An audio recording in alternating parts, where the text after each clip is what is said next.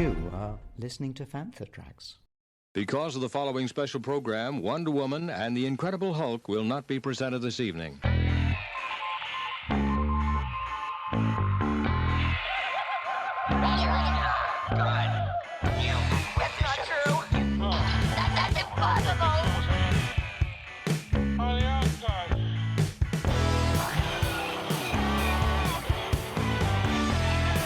It's time to get all your Star Wars news in a single file. This is Making Tracks. Here are your hosts, Mark Newbold and Mark Mulcaster. It's not true. That's impossible. You're listening to Making Tracks as we head back to the Town Hall at Fordingbridge for Farthest From 25 in December 2023 as Dave Tree and Luke Coffey-Bainbridge sit down to discuss Luke's work with No More Heroes and much, much more on this special episode of Making Tracks. So set 4 brings us to the first real themed set, and again, working with Luke, trying to find out what products we've got and be able to repaint. This was the first opportunity to really be able we can create one that's themed around Rogue One. So we've got, I can never say it, Private Capel, the Outrider, the Coastal Outrider, Captain Cassian Andor, Sergeant Melshi, and the Shore Patrol Driver. And just very quickly going through. So Private Capel was one of the Rebel Pathfinders. That's not the best picture, but when you look at it, it is almost a very good match for the Rebel soldier. And then with the Outrider, it's taking the inspiration of the shore troopers and thinking, well, you may have an even more remote one who's just, using speeder bikes or whatever, surfboards to, patrol the beaches. Cassian Andor is a repaint of Han Bespin with some creative licks of paint for his hair flick and stubble. Sergeant Melshi, this is one it's kind of one that you think, does that work or not? But genuinely he does, because you never really see a full length shot, and when you see Rebel Commander has this radio back, the Hoth backpack, so he's got backpack, he's got thick gauntlets, he's got a vest, and if the Rebel Commander is just solid white figure, but when you actually look at it, he is wearing this vest, and then he's got the hat and goggles. So even though you might think Rebel soldier, the Rebel Commander is actually more of an accurate figure. So there you go, you've got the vest there for someone like Melshi, and with the radio pack as well, than the actual Hoth trooper. And then the Shore Patrol Driver, the idea again is the coastal defence guys. They've got their AT-ATs and AT-ACTs. So yeah, he's all part of that. And we've got a picture. Oh, there's a good group shot of all the Melshis in production on the workbench. And there's the first pass of the Shore Patrol Driver, and there was this one. Luke nails it on the head with what I've got in my mind's eye, and he will do work to the brief that's given and references, but I'm then torturing myself because it's there's something not quite right. What's missing, and this one for about a week, 2 weeks, it's just I can't sign off because Luke needs to get the okay to then start painting, and if I'm not giving him that, we're losing time, and this one was really driving me up the wall because it was following the shore. It's a case of me overcomplicating things as well, I think, as well, because the shore trooper does, so that's what I did it on that, and I thought, could I do the same thing? But it doesn't have the same sculpt, and the sculpt on that doesn't lend the same. So we went with solid coloured gauntlets and boots, and that was really the sort of... And the belt is black rather than white, because that was a... And then the mail away is Grand Admiral Thrawn, and this is one of Luke's little curveballs that he will do. And I had a different idea for this figure. Luke comes back with this, I'm like, forget it. Like, it's that all away, and influence with Ahsoka, which was running at that period of time. But Admiral Thrawn actually does appear in this outfit in Rebels, and it's when he takes on the Bendu when they're like attacking the Rebel base. He's literally wearing a white version of like the attack commander's outfit. So that was really like totally inspired, and love it. So that was going to be the guys from Andor, wasn't it? Yeah. So it was going to be the Andor trooper. Specifically, but where we had the Imperial Army trooper, it was kind of like too much repeat, and this definitely was a better one and a better fit. And for every Andor trooper, 10 people will want a Thrawn versus you got to kind of like admit to that. So that more or less wraps it up. But to give you a little bit, I did throw this in as an Easter egg. One of the things I'm toying around with, because we're not done yet, there is already sets 5 and 6, and there's possibly 7 and 8, and this isn't even in 5 or 6, but like it's bringing in, where we've done the Coruscant trooper, it's bringing in really ridiculous things like this. Now, sat here, Rich is probably the only person who knows what this is, but it's so random, but it's called the Cruise Missile Trooper. Hasbro Power of the Force 2 product in sort of like about 98, and it's only the top half, but it's just the top half of an AT-AT driver, and it's still on Wikipedia and stuff like that as the Cruise Missile Trooper Corps or something like that. So we can take the AT-AT driver and do versions of this, but like it's literally looking into silly things like this, the expanded universe side of things, and then also looking at existing characters and improving the deco of them in the same way that we did with the AT-AT Commander to like make it more accurate.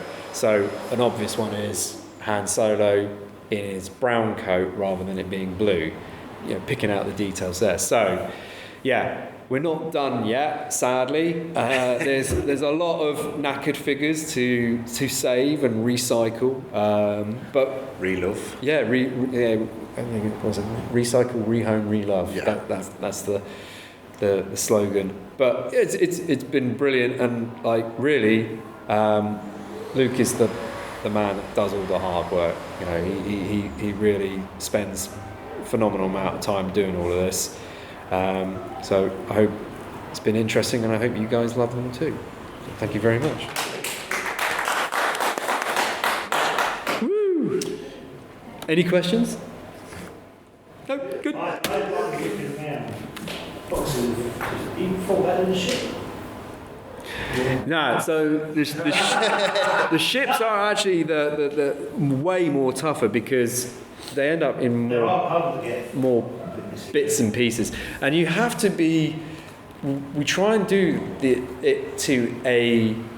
There's no point doing something that is like this, for example. If the figure is costing 20 quid or more, there's absolutely no point in doing that because first of all you've got to get loads of those. Like the action figures, you end up with like tons of those, but like not so much like the ships in a complete state. But it did possibly enter my mind at one point, could you get some mini rigs and quickly paint them up? They could be quite cool. But like, it's actually a lot harder than you realise. And if you're having to buy it in at a high level, then that price goes up. And then at what point do people go, no, I'm out?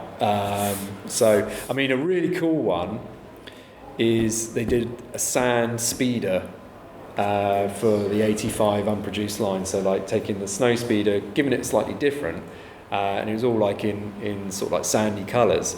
So it was like a sand speeder, and then incredibly Lego about 5 years ago or so actually did that as a Lego product. So it's now an in-canon thing that was an abandoned canon concept, but then Lego done a Lego set on an unproduced idea, and it's like, wow, that's a bit of a deep cut. That's quite cool. So consider doing weapons and accessories? No, that's a rabbit hole. Only because people are very opinionated when it comes to this stuff, and we did with the Action Force, didn't we? Yeah. We could go to Marauder and get like 1980s. But they're all posed like this. Yeah. You know, so you can't buy a figure without giving it some kind of accessory and weapon. And people are actually within that community are totally fine with it. Within Star Wars, this is not destroying yak faces. This is not reproducing yak faces. This is not selling yak faces. They're all completely different, using old original figures that are hand painted. So there's no manufacturing. There's no misdirection. There's no this is being sold as under false pretenses. There's none of that goes on, and there's a lot of that within the community, and there has been one or two points where it's felt like this has been lumped in within that, and it's like, well, actually no, it's not, because vintage figures, nobody wanted them, hand painted, totally different characters, you know. So at no point could there be any objection to like not liking these. It's then really a question of subjective taste, you know, do you like it or not? But like you do get it is an area that people can become quite militant, and like I said, the get around that is that, well, we've literally had, you know, a lot of up to this point, a lot of these things have been sat unsold for 10 years. Nobody's wanted them. You know, we're doing vintage toy shows. Let's do something positive with it. And the fact, you know, I personally think the fact that they are recycling them, because like nobody would love these figures in their original state. No. Luke is investing hours into it, and then all of a sudden it's on a bookshelf, and I think that's a great thing. You know, a lot of adult collectors, they like to set scenes and stations, so to vary it as much as you can now with all these additional ones is a plus. Yeah. So a number of people who want to make a Jabba's Palace display. Yeah. The characters. We always saw one day of Jabba's Palace. Who's to say these are characters obviously in and out in their spaceships and Don't want the characters in the own film. Yeah. All we're doing, and it is to drawing the inspiration from Palatoy that they would just like not so much bend the rules. Well, they did bend the rules, but like they would be creative about it. It's like, how can we, you know, this is good enough to be more than what it just is. You know, what can we do with that? And I think it does tick that box. No one loses anything from us doing this. Yeah. And I think if we started, and we've always got that in our back pocket to turn around, if there were some grumblings, we can always turn around and say, well, this only really adds to the community, it doesn't take anything away. Whereas if we started reproing weapons and sourcing weapons, then we lose a little bit of that argument of being able to say that we're not taking anything away. Copying existing. Do our own. See, I was speaking to Dave, and now there is opportunity in. I've been experimenting a lot with press moulding, which is dead easy. It's a product called Blue Stuff. That's how we did the panel on the smuggler. So there is an option for getting some weapons, cutting them up, sticking them back together in a different way. So it's it's our thing, and then press moulding a bunch of them, which we do these in such small numbers, and that is something that. Or maybe even back in the day when you used to get like your email away for a pack of accessories. Yeah. That could be sort of the figure for one of the lines or something. Yeah. No, I mean, the other thing as well is it gives people the option to equip them however they want. Yeah, exactly. And take like the Action Force ones, for example. They come with like Marauder weapons, but me personally, I won't be putting more older weapons on there. I've been putting my own sort of like vintage ones. Everyone's got like loads of weapons, haven't they? So it's. Just one last one for me, which is there a particular figure that is an absolute abundance of that you can find? You think, loads of these now, do all not since starting this, because it originally it was Re-Yees, 9-num, Weekways, Nictos. So like all Jabbas guys and 9-num. They, for whatever reason, they were everywhere. There are ones that were started thinking, that's not a problem, and then they've actually become more difficult. And it's not ones you'd necessarily think. So you'd think any troopers, like Biker Scout, it actually isn't that difficult. The easiest one out of all the troopers is the ATAT driver, but the Imperial Commander set off with this, because originally I was thinking, we could do the grey version as well, like Admiral Piet. And it's like, no, actually, to get them at the price points that you need them to, because you don't want to completely destroy something that is a good figure, but equally the thing that prevents from destroying a good figure is the price point, because it's like, well, no, I actually don't want to spend to get a load of these things. It defeats the object of what's there. It's just trying to and we will get them. There's 25 of each set, and at some point where I do the shows, you're going to come across 25 knackered Imperial Commanders. You're just not going to. At most shows, you could pick up 20 odd Re-Yees straight away if you needed to. Fascinating to see the price differences. At the same show, same figures in the same conditions. Like the market is not a standardised thing. Like the whole point of this. How long ago were these things actually priced? Yeah. And how long have they been trotted out and back for the shows not being sold? Because those old prices with the old price stickers on them still don't pick them up. For everything in one location. Daily news, reviews, interviews, podcasts, video and social media feeds. Bookmark FanthaTracks.com for Star Wars news 24/7, 365.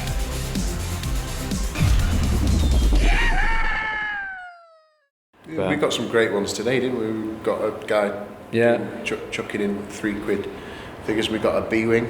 Yeah. So that was one that we were finding a little bit tough. Yeah, that was the hardest one on the first set, was B-Wing pilots. Because I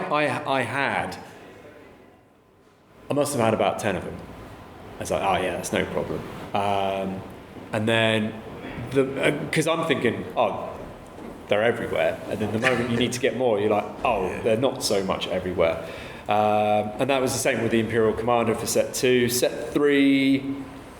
I would say it was probably the ATST driver, because again, Akbars are everywhere. That's a really easy one to pick up. I'm surprised at how perfect the ATST drivers actually were. I thought that was going to be a difficult one to come across, but then when this was just like actually now looking for it and they were there all along.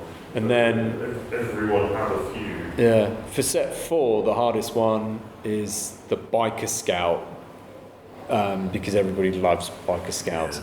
But close second to it is actually the Rebel Commander, and you think nobody loves not that it's a lame figure. It's actually incredibly well detailed. It's how it's the paint applications don't do it justice. But an ATAT driver, Han Bespin, and Hoth Soldier is way more easy to find in a knackered condition than Rebel Commander, and you're thinking... I think a particular favourite of mine is the Imperial Officer in the Olive outfit, because that was so ever-present. Yeah. Stick that in collection, it just looks like it should have always been there. Yeah. That's great. I love it. I think what you said about the level of detail in spells, things that you can find and pick out, it's acknowledging something about those figures that I think hasn't always been there. Like people look at retro figures as being softer, less detailed. I mean, with reaction, especially when Funko was involved, their retro style figures were awful compared to what they're meant to be inspired by. They almost do it a disgrace because they're kind of like, oh, well, it's got to be softer and things like that. It's like, well, no, actually, these guys were brilliant at what they did. There were limitations to what could be done, but they were true artists, you know, in terms of like scaling and stuff like that. And that's a brilliant figure. Like the look at the veins in his neck, and like the sculptor has done. You know, you've got like the alien tendons in his neck and the sort of grumpy appearance of his lips, the way the nose like goes down, and the wrinkles around the eyes and everything. So there's whoever sculpted that in the 80s, they weren't trying to be soft and my son, my son, when he was little, when he saw my reading, he was scared to death of it. But yeah, no, I think like picking out the bits that were just coloured over, really shows you that whoever was sculpting these things were really good.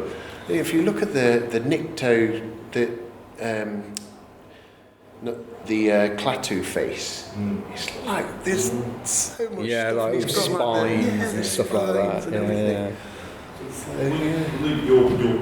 said your background with Games Workshop miniatures and the level of detail that you did there when you were coming to these and overtake the eyes and like Dave's had to bring me in. Has there been anything that's come the other way where you've said like, what do you think of this? And you've said, no, that's a bit much. What do you mean? As Dave sort of put in a request for something that's too mental. You've said like, I'm not doing 25 of that. Come on, like, have you ever been the one to rate Dave? No. I know it's difficult enough as it is to say this is what I'm thinking. So like, and again, this comes with like living with Chloe. Someone who's a designer, you know, and working with designers through my career before all the cool stuff, you know what fights and battles to go into. I'm conscious of. Which is what you gradually worked up to having. No. Again, this was a Luke idea. I was going for like blank, and Luke wanted to propose that as an idea, and I was kind of, and he goes, well, let me just like have a look, and then it's kind of like, right, it's blue tack, so this is on, this is off, and you're like, okay, yeah, it does.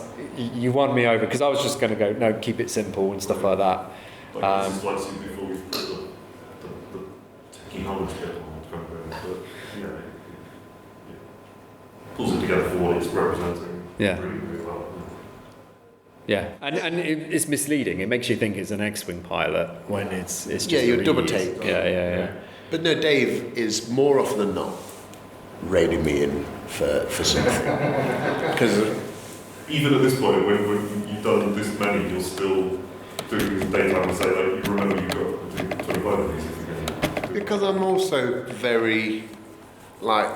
So this is a good idea. You take credit. Sorry, skills. This is a good example. I was actually sort of like, "Are you sure about this?" Yeah. And Luke was like, "Yeah," and I was like, "Are you sure about it?" Because, and not like as in the coastal shore, but like I thought that was going too far, and there was an exchange backwards and forwards because I was like saying, "Well, no, look at these pictures," and then Luke's like, "Well, no, look at these pictures," and it's kind of like.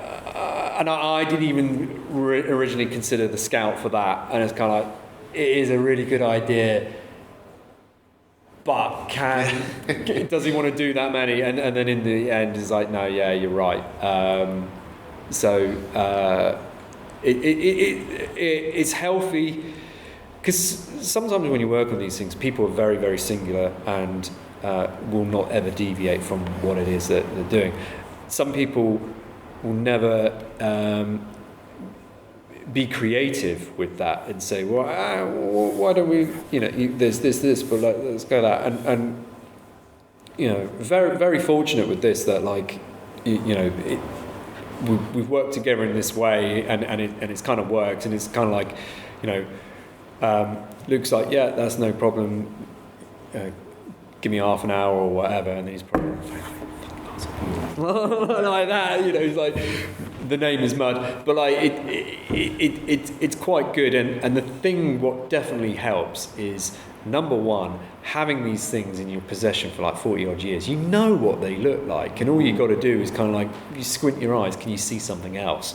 So that helps that I've got that there to then, and then I'll provide Luke with like reference images and stuff like that, saying, this is, do you think that might work? This has been, I believe, a lot easier than when we did the Action Force ones. The Action Force ones, that was like, what do we do with this? And that was a lot of backwards and forwards of like trying to like find the right camo patterns, because you're not dealing with individuals, you're trying to make teams and make them all connect together. That, I think, was presented more of a challenge. Because they didn't exist in any capacity. Yeah. So there's 40 odd years of Star Wars stuff. There's so many things you can draw on, but like the Action Force, we're just actually coming up with something. We'll make it brand new thing, and does that look right? And is it something new, or does it look like it was something else? So who came to who? When you first came up with the idea of doing this? Sort of came to each other, didn't we, really? I mean, I think you suggested the idea for Rollout Roll Call. Yeah. I think Luke was actually the first person to suggest it, but not for Farthest From, it was for Rollout Roll Call. And then I think I was like, actually, I've got this idea with like this B-wing pilot. And then from there, it then like snowballed. So I think Luke was the first person to approach with the idea of doing it, but it wasn't for Star Wars, it was for G.I. Joe as a... Well, this time last year was only the second time I'd ever had a table at a show. It was Rollout Roll Call, and Dave was like, I think it was really, everyone was so kind, and Dave helped me out a load. And then he sort of said, at Rollout Roll Call, I don't know if it'll be right for you, but we do a Star Wars show, but it's mostly retro.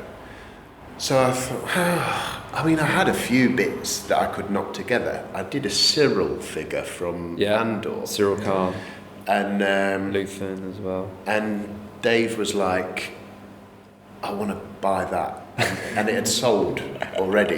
So, sorry, I'll do another one for you. And he was like, when he's in his, when Cyril's he's got his job. So it's blue and orange. Yeah. And Julian boy, actually. And he said, actually, we could do his mum out of Bespin Leia. And so we had that on the back burner. Yeah, you're right. That was actually That needs a bowl of cereal. And then And then from that, Dave said, actually, I've got a bunch of stuff. Let me get back to you. And then it was a few months. That was in the winter, and then in the summer, I think you came and said, "What do you reckon to this?" Yeah. You showed me the magazine picture of the B-wing guy. Yeah. And that was the first guy. I think that's why it's my favourite, because it started the... Yeah. So you this is for a living that this is full-time? Yeah. So you constantly rotating between Star Wars and G.I. Joe and Warhammer and stuff? Yeah. It's... so I tend to do Warhammer in the morning because... Because your eyes open by the afternoon. Because you need to be in a good mood. Because as I was saying to Dave the other day, I struggle with Warhammer. It's not like anything else because I haven't got time to keep up with the rules. Right. So I just want to stick things together like they are on the box. But people have got. I want them to be a melee army. I'm like, can't you just tell me what? I need instructions. I don't know the rules because the rule books now were. When I started, the rule book was that big. Now they're like that big. I haven't got time to read a load of stuff. So Yeah, and Have you got like massive magnifying glasses? no, I'm just quite luckily I've got my eyes are all right at the moment. So yeah, I'll do Warhammer in the morning, and then it's nice to do these in the end of the day. And when the kids are in bed, I do a lot of this stuff has been when the kids are in bed, and then it's in the evenings. Me and Dave will often go back and forth on ideas and stuff when we've both sort of been through the day. But yeah, this was after COVID, and I worked at Games Workshop, and then the manager that I had at Games Workshop left to open a cafe because his other passion was coffee, which is also another passion of mine. I love my coffee, and so we opened a small coffee shop in Nottingham, and then COVID happened. So we had the coffee shop. I left Games Workshop to go with him. We were there for about 6 years, and then COVID sort of came along. And in between that, I was doing bits and bobs, commissions and stuff. And then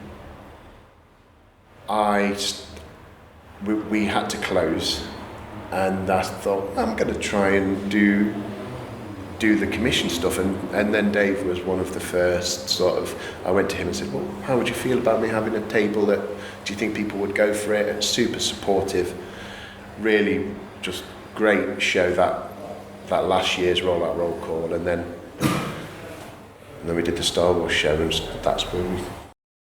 Visit fanthatracks.com or be sure to comment, like and share on our social media feeds at Fantha Tracks. Send in your listeners' questions by emailing radio@fanthatracks.com. Subscribe, leave a review, preferably a 5-star one, on Amazon Music, Audible, Apple Podcasts, Spotify, or your podcatcher or smart speaker of choice. And as always, thanks to James Temple for composing the Fantha Tracks intro, Adam O'Brien for our Making Tracks opening music, and Mark Daniel and Vanessa Marshall for our voiceovers. Tune in to Good Morning Tatooine. It's live Sunday evenings, 9 o'clock UK, 4 p.m. Eastern, 1 p.m. Pacific, on Facebook, YouTube, and Twitch. And check out our Fantha Tracks Radio Friday night rotation every Friday at 7 o'clock UK time for new episodes of the Fantha from Down Under, Planet Layer, Desert Planet Discs, Start Your Engines, Collecting Tracks, Cannon Fodder, and special episodes of Making Tracks, and every Tuesday at 7 o'clock UK time for your weekly episode of Making Tracks. And remember, fanthatracks.com, our social media feeds, Fantha Tracks TV and Fantha Tracks Radio are absolutely